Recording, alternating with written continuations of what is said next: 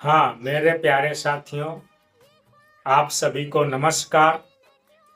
मेरा नाम सुरेश है।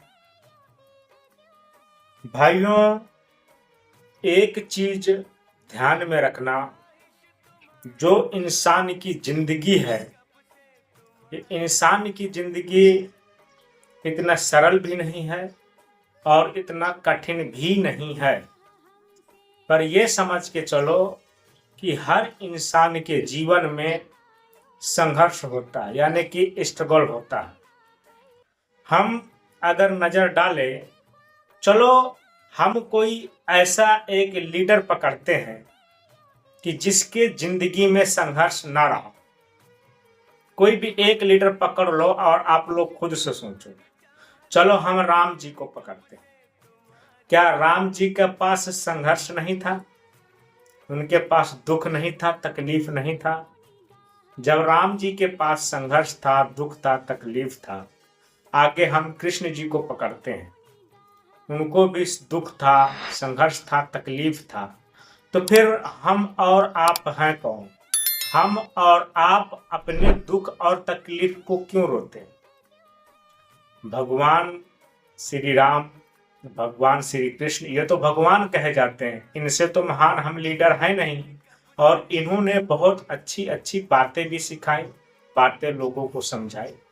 जो समझने वाले लोग हैं वो समझ गए, जो ना समझने वाले लोग हैं वो नहीं समझे। तो कहने का मतलब ये है कि आपकी जब तक जिंदगी है, अगर आपके जिंदगी में संघर्ष नहीं है तो आपका जीवन ही बेकार है। और अगर आपके जीवन में संघर्ष है तो ठीक है, और अगर आपके जीवन में ज्यादा संघर्ष है, ज्यादा दुख है, इसका मतलब आप ज्यादा पाने की इच्छा रखते हो, आप ज्यादा चाहने की इच्छा रखते हो, इसीलिए आपके जीवन में ज्यादा संघर्ष है।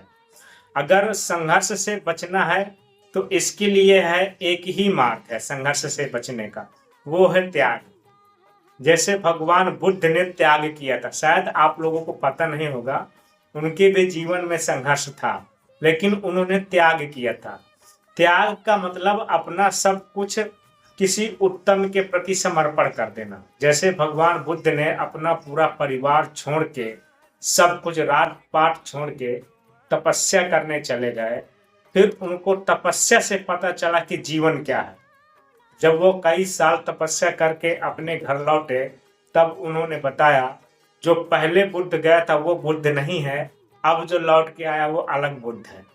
मतलब अगर आप सब कुछ त्याग कर दें, किसी भी प्रकार की वस्तु की आपको चाहत ना हो, जरूरत ना हो, तो फिर जाकर के आप एक बार संघर्ष से छूट सकते हो। क्योंकि जिसे कुछ चाहिए ही नहीं तो उसके लिए संघर्ष ही नहीं है। लेकिन मैंने अभी राम का नाम जो लिया, कृष्ण का नाम लिया, इनके जीवन में संघर्ष इसलिए था क्योंकि ये संघर्ष करने के लिए ही आए थे। और भगवान जब भी आता है वो संघर्ष करने के लिए ही अवतार होता है। बुद्ध को भी भगवान का दर्जा दिया गया है। बुद्ध ने भी संघर्ष किया है, ऐसा नहीं है। तपस्या भी एक प्रकार का संघर्ष ही है, लेकिन उन्होंने किसी चीज को पाने की इच्छा नहीं रखी, पाने की चाहत नहीं रखी। जो व्यक्ति किसी चीज को पाने की चाहत नहीं रखता, वही सबसे बड़ा विद्वान बनता है संसार में। जैसे बुद्ध विद्वान बन गए, कृष्ण बन गए, राम बन गए विद्वान, क्योंकि इन्होंने किसी चीज को चाहने की इच्छा अपने अंदर नहीं रखी। इन्होंने सिर्फ और सिर्फ समाज में पीड़ितों के लिए, शोषण लोगों के लिए, कमजोरों के लिए इन्होंने काम किया। इसीलिए ये आज पूजे जाते हैं, लोग इनको अपना आइकॉन मानती है। इसीलिए कह रहा हूं, कभी भी संघर्ष से न भागे, संघर्ष करें।